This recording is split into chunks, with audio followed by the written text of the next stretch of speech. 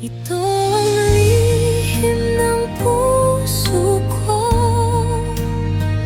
kwento ng sakit ng pangarap at pagbangon.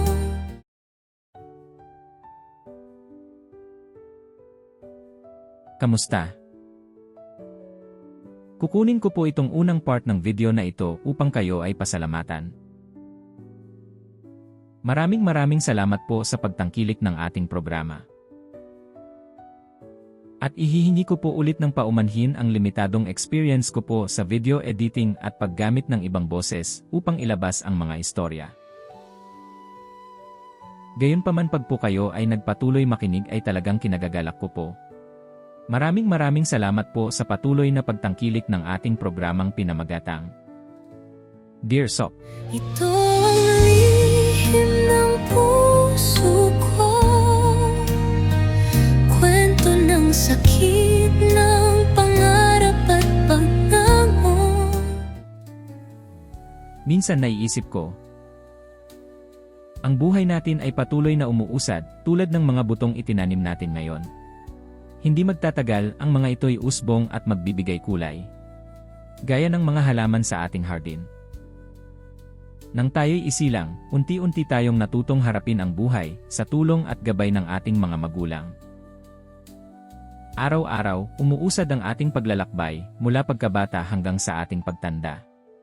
At sa bawat hakbang, nariyan sila, laging nakaalalay, laging nakaagapay. Nakapagpasalamat ka na ba sa iyong magulang? Malamang ay nagawa mo na ito at patuloy mo pa rin ginagawa. Kung kasama mo pa rin sila ngayon, tunay itong isang biyaya. Pero paano kung iyon talaga ang plano mo?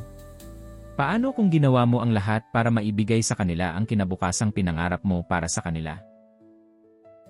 Ngunit sa bandang huli, nagpaalam sila bago mo pa man naabot ang mga pangarap na yon. Bago mo pa sila nadala sa buhay na inihanda mo para sa kanila. Ang sulat na ating matutunghayan ngayong araw ay mula kay Ray, isang immigrant mula sa Canada. Ito ay kwento ng kanyang buhay, puno ng pagmamahal sa magulang, puno ng alaala, at puno ng pag-asa sa bagong simula. Halina't pakinggan natin ang kanyang kwento na pinamagatan nating Para sa Kanilang Dalawa. Ito ang lihim ng puso ko, kwento ng sakit ng pangarap at pagbangon. Kamusta ka, Sok? Hindi ko alam kung ito ay para sa iyo o para sa kanila. Siguro pareho. Siguro kailangan ko lang ng puwang para mailabas to. Hindi para kalimutan, kundi para maramdaman ng buo. Ako si Ray, 33 anyos, taga Makati. Isa akong permanent resident dito sa Canada. At hanggang ngayon, dala ko pa rin ang pangarap na hindi na natupad. Hindi dahil sa kakulangan, kundi dahil sa wala na silang maaabutan. Lumaki akong busog sa pangaral, hindi sa pera. Yung tipong laging may kanin, pero isang ulam lang. Yung palaging may bayad sa kuryente, pero laging delay sa tubig. Pero masaya kami. Ang nanay ko, tahimik pero palaging naroon. Ang tatay ko, laging may joke, kahit pagod na. At ako yung anak na nangakong ahon tayong tatlo. Nag-aral ako sa public school, naglakad tuwing umuulan. Nag-aral ng IT habang naglilinis ng computer shop para lang makagamit. Hanggang sa nakuha ko ang unang trabaho ko bilang web developer. Maliit pero sapat. Ipinagpatuloy ko ang pangarap ko, hindi para sa kotse o kondo, kundi para sa kanila. Gusto kong maranasan nilang maglakad sa snow, makakita ng Niagara Falls. Makaupo sa eroplano at hindi economy meal lang ang pagkain. Gusto kong maramdaman nilang, anak ko to. Nag-apply ako for Canada. Nabigyan ng working visa. Ilang taon ng pagtitiyaga. Kaltas dito, tipid doon. Pagod, overtime, gabi-gabi sa basement apartment.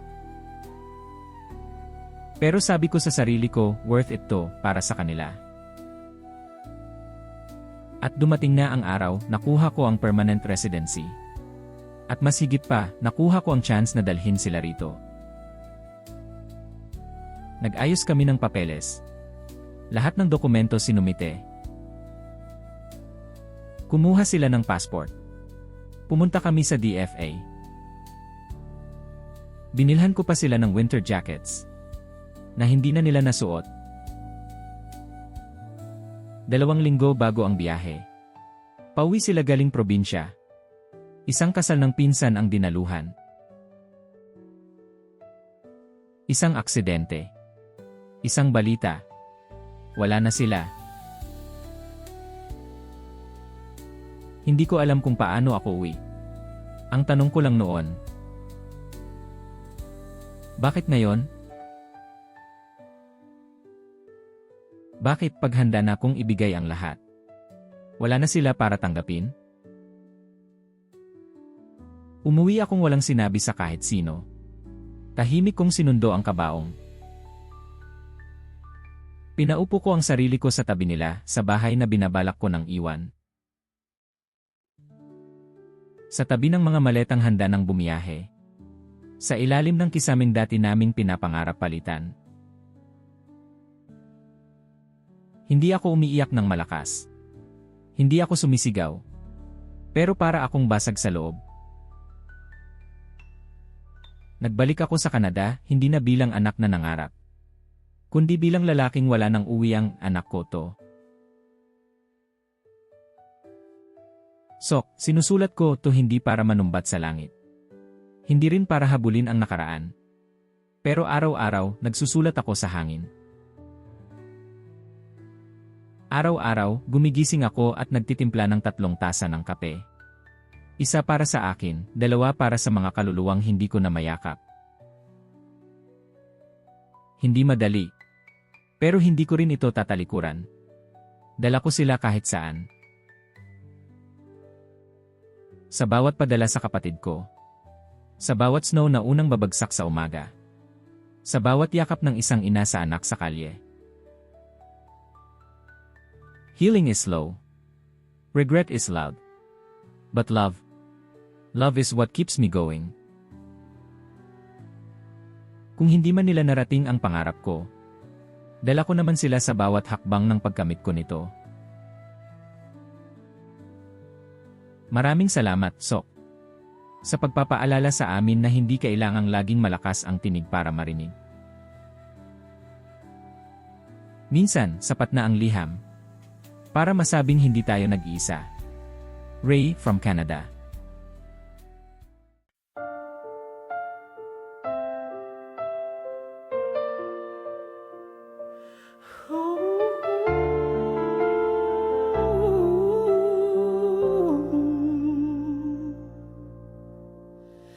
Hindi ko man nasabi ng harapan kung gaano ko kayo pinagmamalaki sa bawat pagtitiis at gabi ng pangarap.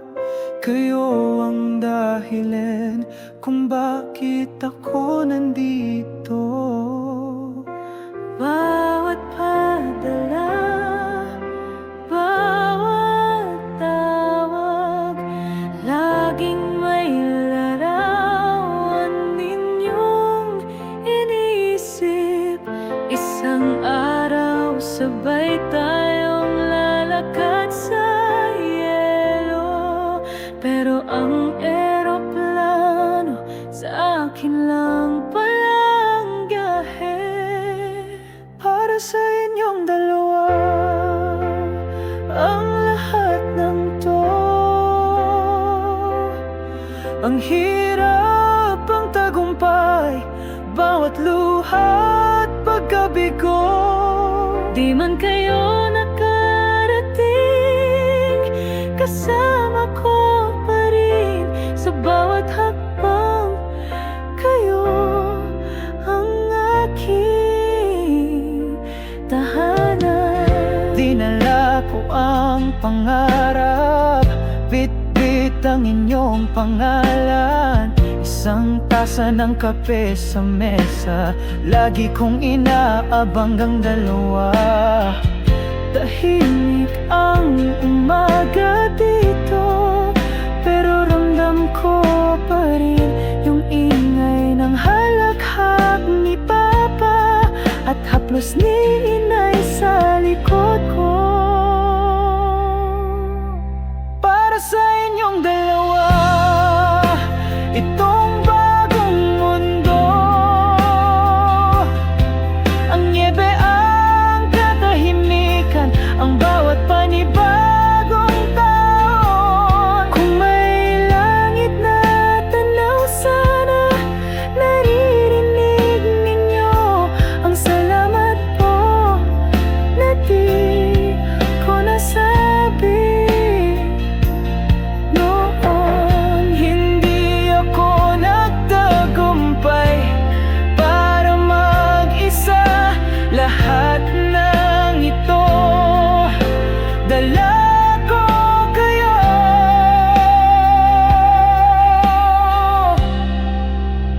Para sa inyong dalawa, wala man kayo rito. Sa piling ko, kayo pa rin ang dahilan kung bakit may lakas akong magpatuloy.